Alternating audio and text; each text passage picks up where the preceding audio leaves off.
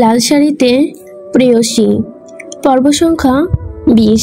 লেখনীতে ফাতিমা ফারিয়াল। রাত তখন অনেক গভীর। শহরের বুকে নেমে এসেছে নীরবতা। চারদিকে যেন অচেনা এক শূন্যতা। দূরে কোথাও কুকুরের ঘেউ ঘেউ ডাক শোনা গেলেও সে শব্দ মিলিয়ে যায় বাতাসের মৃদু স্রোতে। মিরহাউস যেন গভীর ঘুমে মগ্ন হয়ে আছে। শুধু এক অস্থির পদচারণার শব্দ ভেসে আসে মিরহাউসের প্রধান দরজা দিয়ে। দুলতে দুলতে ভেতরে ঢুকলো আহাদ রাজা মীর। চোখে মুখে ক্লান্তি, শরীরটা অদৃশ্য ভার। আজ রাতেও নেশায় কিছুটা মাতাল সে, তবে পুরোপুরি বেহুশ নয়। নিজেকে সামলাবার অদ্ভুত এক চেষ্টা তার মধ্যে এখনো বিদ্যমান। ভেতরে ঢুকে ধপাস করে পড়ল হলঘরের সোফায়।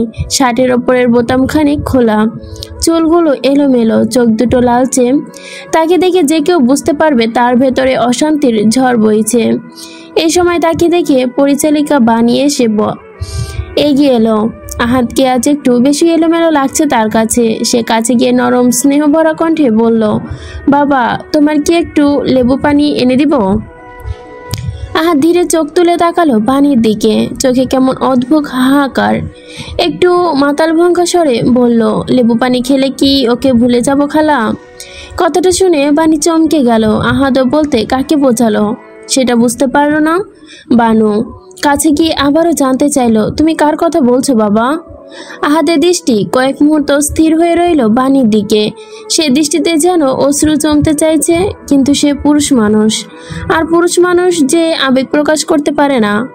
এক মুহূর্ত তার মশামাছি তাড়ানোর মতোই হাত নেড়ে বিড়বিড় মেশানো বিরক্তিকর স্বরে বলল, কই কেউ না তো? কিচ্ছু না, আমি ওপরে যাচ্ছি বলেই উঠতে চেষ্টা করলো, কিন্তু মাতাল শরীর ভারসাম্য হারিয়ে আবারও ধপাস করে সোফায় পড়ে গেল। তারপর হঠাৎই পাগলের মতো একদমকা হাসি ছড়িয়ে পড়লো তার ঠোঁটে। সে হাসতে যেন যন্ত্রণা, দগ্ধ আর বেদনা মেশালো। বানি দাঁড়িয়ে কিছুক্ষণ চুপচাপ দেখলো, কিন্তু কিছুই বুঝতে পারলো না। অবশেষে আহাদ আবার দাঁড়ালো।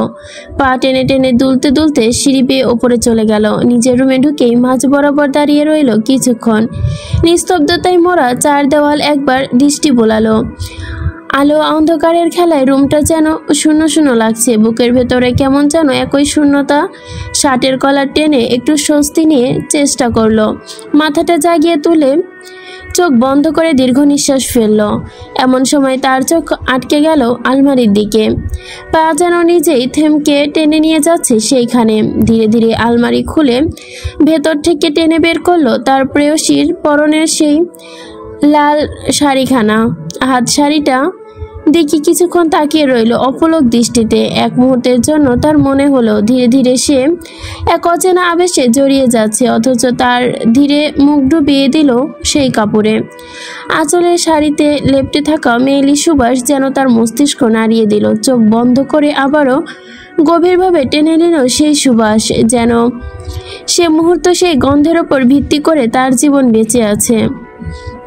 কয়েক কদম পিছিয়ে গিয়ে ধপাস করে বিছানায় এলিয়ে দিল তার শরীরটা। শাড়িটাকে মুখে চেপে ধরে আধো মাতাল কণ্ঠে বিড়বিড় করে বলল, লাল শাড়িতে তুমি দাও অগ্নি ঝলক, তোমায় না পেলে বুকে বাড়ে শূন্য কলক। তীব্র চাওয়ায় জ্বলে আমার হৃদয় প্রহর, প্রিয়সী তুমি আমার, তুমি ছাড়া বিধ্বস্ত এই অন্তর। শব্দগুলো যেন বুকের ব্যথার প্রতিধ্বনি। কিছুক্ষণ পর ক্লান্ত দেহ আর ভেঙে মন তাকে ঘুমিয়ে টেনে নিল। শাড়ির আঁচলটা ধীরে মুখে চেপে রেখে গভীর সচেতন রাজ্যে তলিয়ে থাকা আহাদ তার ভারী নিঃশ্বাসে শব্দ মিলিয়ে গেল আধারে।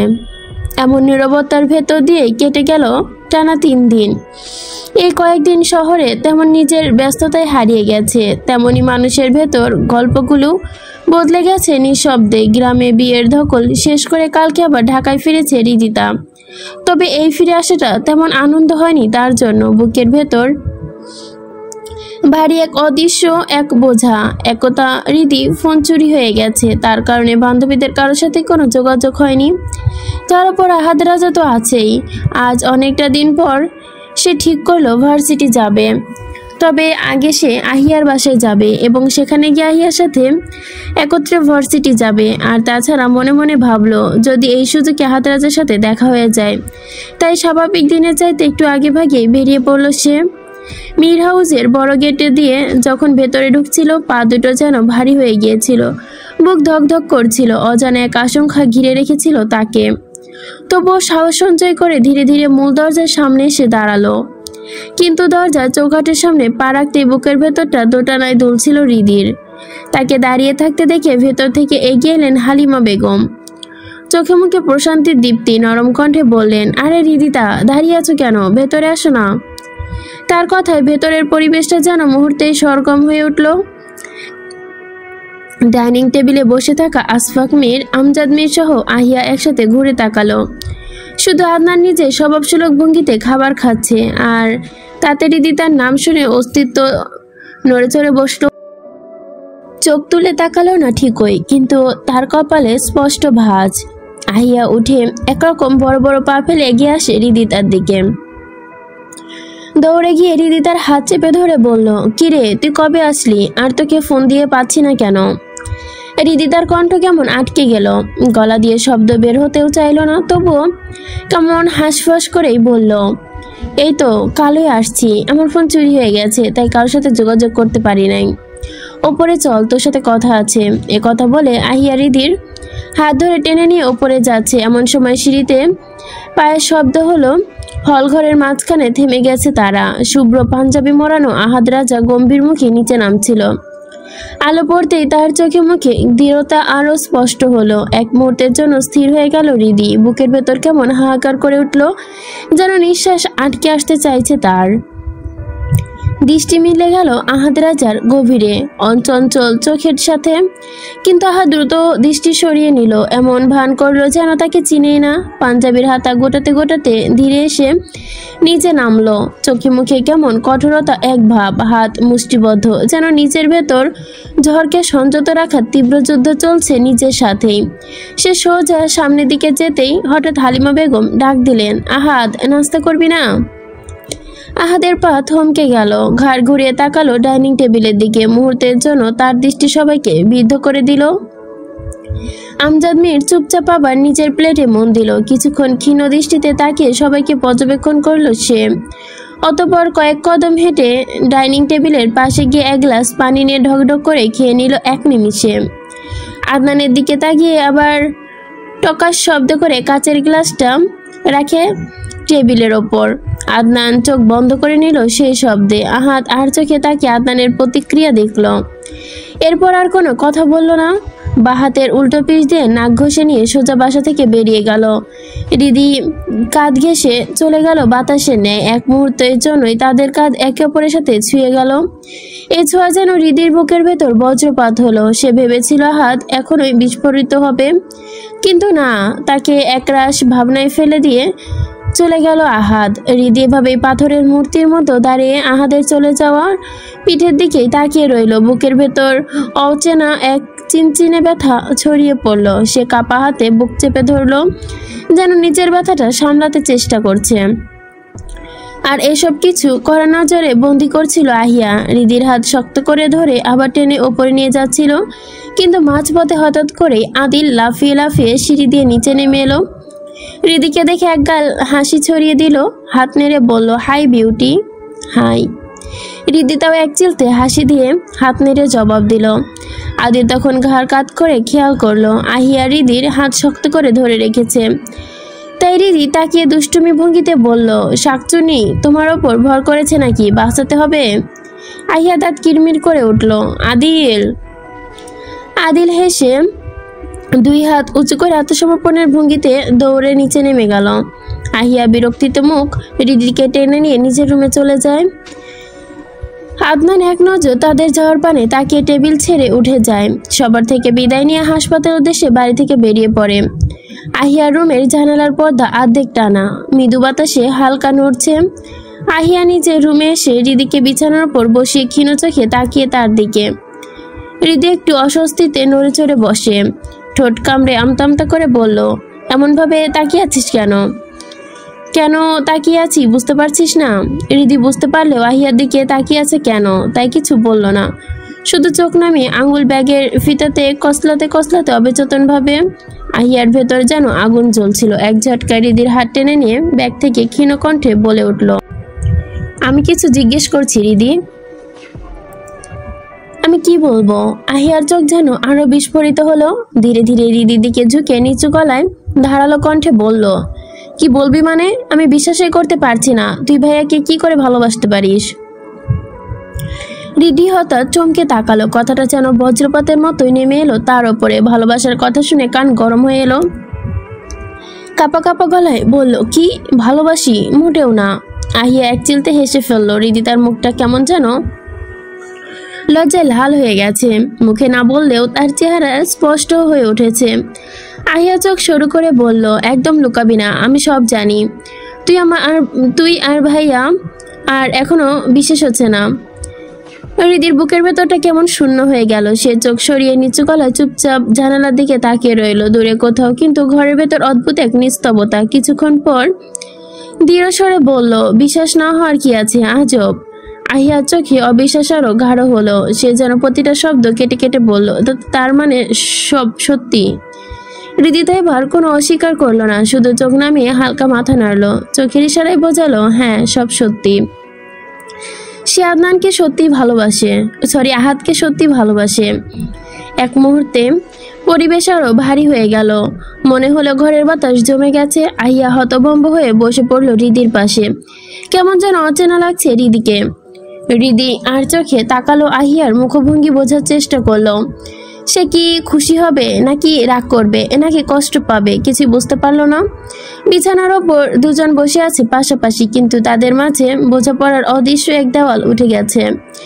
নিস্তবতার মধ্য দিয়ে কেটে গেল সেই মুহূর্তটা। শুধু বাতাস টের পাওয়া যাচ্ছিল তাদের বুকের ভেতরে অস্থির ধুকপুকানি। রাত তখন প্রায় 3টা। শহরের ব্যস্ততা অনেক আগেই নিভে গেছে, কিন্তু হৃদিতার ভেতরের অস্থিরতা যেন আরো বেড়ে উঠেছে। একটু অস্বস্তি পাচ্ছিল। চোখ বিছানায় শুয়ে সে এক পাশ ওপাশ করছে, কিন্তু চোখের পাতা এক করতে পারছে না কিছুতেই। আজকে সারাদিন সে কতভাবে আহাদের সাথে দেখা করতে চেয়েছে, একটু কথা বলার অজুহাত খুঁজেছে, কিন্তু সে সকালে এক ঝলক দেখতে পেয়েছিল, তারপর দেখাও পায়নি তার। আহাদের এই চুপচাপ থাকা, দূরে দূরে থাকা তাকে ভেতর থেকে জ্বালিয়ে দিচ্ছে। তার চেয়ে ভালো কিছু যদি রাগ করে কিছু বলতো, একটা থাপ্পড় দিত, এমনকি শতবার কান ধরে উঠবস করাতো, সেটা হলেও নির্দ্বিধায় মেনে নিত। কিন্তু এই অদৃশ্য শাস্তি, এভাবে তাকে ভাবনার গহ্বরে ফেলে রাখা হৃদির জন্য অসহনীয় হয়ে উঠছিল। বিরক্ত হয়ে সে উঠে বারান্দার দিকে পায়চারি করতে লাগলো। এমন অদ্ভুত অনুভূতি তার কখনো হয়নি। সে বারান্দার গ্রিলে মাথা ঠেকিয়ে নিচে দিল অচেতন মনে। হালকা হাওয়ায় চুলগুলো উড়ছিল, কিন্তু তাতে তার অস্থিরতা একটুও কমলো না। হঠাৎ নিচের দিকে চোখ পড়তে বুকটা ধড়াস করে উঠল। গাড়ির পাশে হেলান দিয়ে মুখ তুলে তার দিকে তাকিয়ে আছে একটা ছায়া। রাতের আধোয়ার আলোয় পুরোপুরি বোঝা যাচ্ছে না, তবে হৃদির মন ঠিকই বুঝতে পারলো এটা আহাদ রাজা। হৃদি ঠোঁটের কোণে অজান্তে এক চিলতে হাসি খেলে গেল, আর এক মুহূর্ত দেরি না করে দ্রুত বিছানা থেকে ওড়না তুলে নিয়ে গায়ে জড়িয়ে নিল। পা টিপে টিপে বাসা থেকে বেরিয়ে চলে আসলো। প্রত্যেকটা ধাপে ধাপে তার বুকের ভেতর যেন ধুকপুকুনি ক্রমেই বেড়ে চলেছিল। হৃদিকে দেখে সোজা হয়ে দাঁড়ালো আহাদ।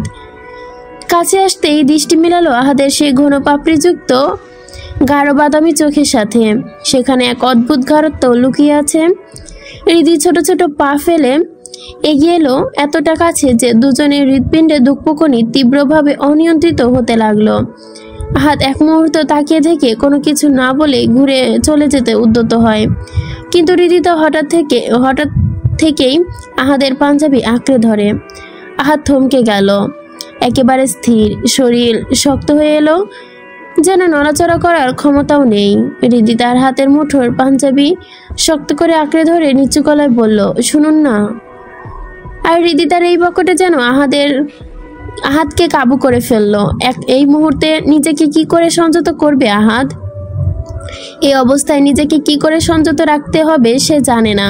তবুও ধীরে ধীরে ঘুরে এক ঝলক তাকালো তার প্রেয়সীর দিকে, কিন্তু বেশিক্ষণ তাকিয়ে থাকতে পারলো না।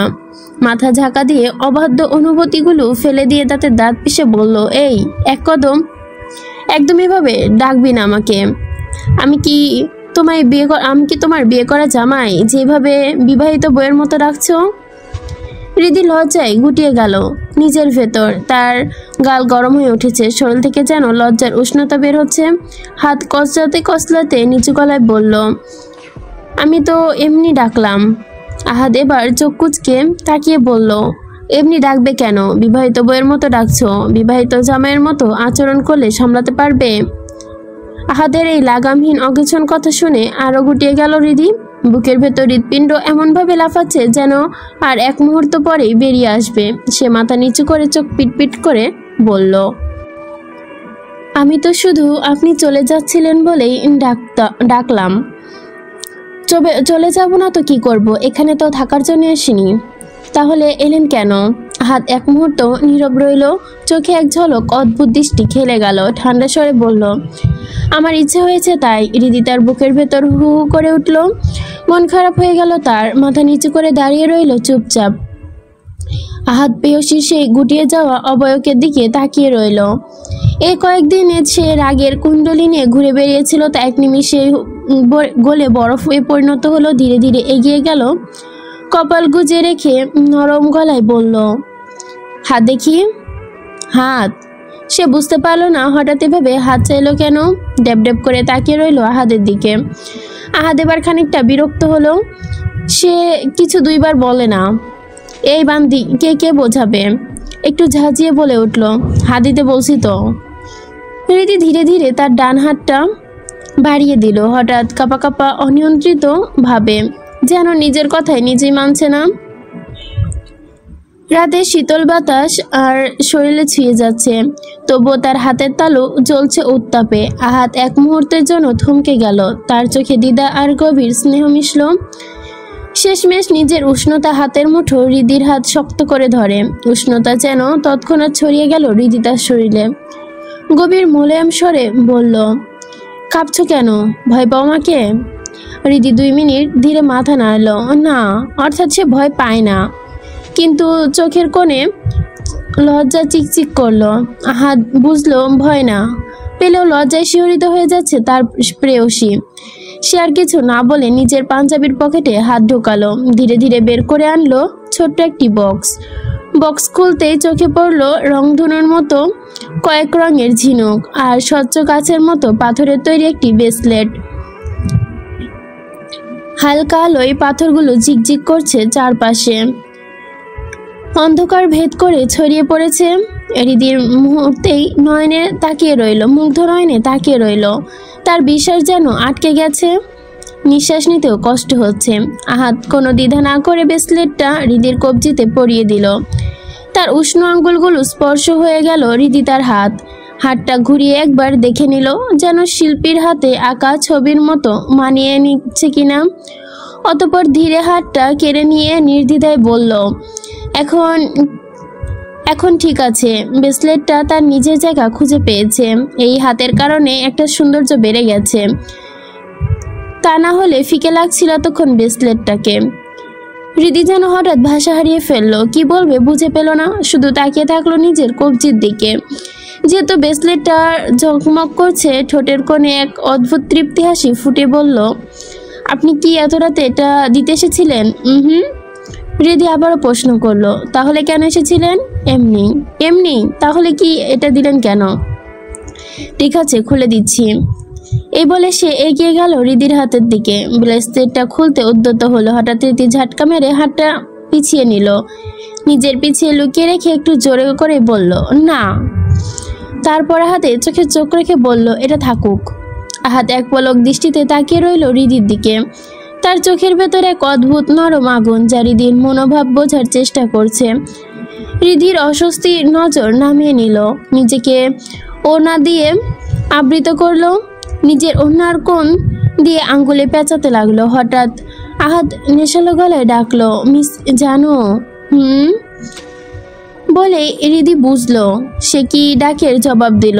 লজ্জায় তার গাল লাল হয়ে গেছে, আর সে লজ্জায় মুখ আরো লজ্জায় ঢেউ দেখে আহাতের ঠোঁটের কোণে এতদিন পর এক ঝলক হাসি ফুটলো। হৃদি মুহূর্ত সামলাতে না পেরে ঘুরে চলে যেতে উদ্যত হলো। কয়েক কদম যেতে আহাত গম্ভীর স্বরে ভেসে এলো, না বলে চলে যাওয়ার অভ্যাসটা গেল না। হৃদির পা থেমে গেছে। সে ঘুরে আহাতের দিকে তাকিয়ে বলল, মানে? আহাত কয়েক কদম এগিয়ে এসে হৃদির কানের কাছে মুখ নিয়ে ফিসফিস করে বলল, না বলে আর কখনো চলে যাস না, জানো বড্ড এলোমেলো হয়ে যায় আমি। এই অগোছালো আহাদ রাজাকে সাজা দেওয়ার কি আর কোনো বিকল্প পথ ছিল না? হৃদির নিঃশ্বাস যেন গলায় আটকে গেছে, বুকটা হাইপারের মতো ওঠানামা করছে। আহাদের নেশালো কণ্ঠের ভার নিতে পারছে না সে। কোনো রকমে টেনে টুনে দুটো শব্দ বেরিয়ে এলো, আর যাব না। আহাদ একটু সরে এসে তার মুখোমুখি দাঁড়ালো, চোখে কৌতূহল আর তৃষ্ণা। তার মুখ থেকে সেই কথাটা আরেকবার শুনতে চাই। ভুরকুচকে প্রশ্ন করলো, কি বললে? হৃদিও কম কিসে, সে এখন আহাদের মনের খেলা বুঝে গেছে। চোখে একরাশ দীপ্তিবুদ্ধি হাসি নিয়ে কথাটা ঘুরিয়ে বলেছি আমি এখন আসছি, আল্লাহ হাফেজ। এই বলে হৃদি আর এক মুহূর্ত দাঁড়ালো না, অজানা অনুভূতি নিয়ে দৌড়ে বাসার ভেতরে চলে গেল। আহাদ কিছু বোঝে ওঠার আগে অন্ধকার হৃদির অবয়ব মিলিয়ে গেল। সে দাঁড়িয়ে রইল অচল হয়ে, তার বুকের ভেতর অদ্ভুত শূন্যতা, ঠোঁটে অদ্ভুত তিক্ততা। সে ভেবেছিল হয়তো আজ তাদের দূরত্ব মিলিয়ে গেছে, কিন্তু না, এই আল্লাহর বান্দি সেটা হতে দিল না, ঠিকই ফেলে রেখে চলে গেল। আহাদ দাঁতের দাঁত পিষে বিড়বিড় করে বলল, ঠিক আছে মিস জানু, সব কিছু সেই কাঙ্ক্ষিত দিনের জন্যই তুলে রাখলাম। তবে আমার আপনার জন্য বড্ড চিন্তা হচ্ছে, আপনি কি এত কিছু দখল সামলাতে পারবেন? এই কথা বলেই আহাদ একটা বাঁকা হাসি দিয়ে নিজের গাড়িতে উঠল। রাতের নীরবতার ভেতর তার নিঃশ্বাস আর হৃদি তার উষ্ণতা স্মৃতি মিলেমিশে ধোয়ার মতোই ভেসে রইল। এই পর্যন্তই ছিল লাল শাড়িতে প্রেয়সী গল্পের 20তম পর্ব। নিচে হচ্ছে লেখিকার নোটস। কেবল লেখা শেষ করলাম, অনেক দেরি হয়ে গেল। চাইলে আমি কালই দিতে পারতাম, কিন্তু ভেবেছিলাম আজ যত রাতই হোক গল্প দিব, তাই আপনাদের কথা ভেবে দিয়ে দিলাম। রিচেক করিনি, সময়ও পাইনি, তাই ভুলভ্রান্তি হলে ক্ষমাসুন্দর দৃষ্টিতে দেখবেন। Happy reading.